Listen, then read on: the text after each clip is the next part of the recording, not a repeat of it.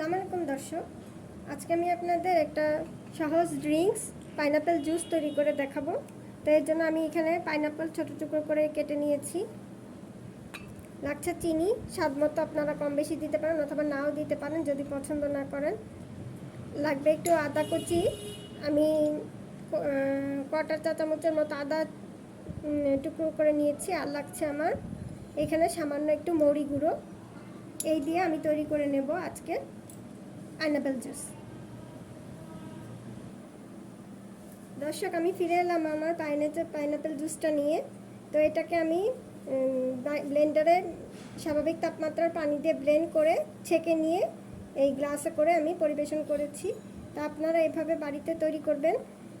আর এই গরমের দিনে অবশ্যই ভালো হেলদি আর খুবই ভিন্ন রকম স্বাদের একটি পাইনাপেল জুস। তো এই জুসটা আপনারা গরমের দিনে খেলে আপনাদের শরীরের জন্য অনেক উপকার হবে। আর এটা খুব হেলদিও হবে হেলথের জন্য। তো আমার রেসিপিটা যদি আপনাদের পছন্দ হয়ে থাকে তাহলে অবশ্যই আমার চ্যানেলকে সাবস্ক্রাইব, লাইক, শেয়ার করে আমার পাশে থাকবেন। ধন্যবাদ।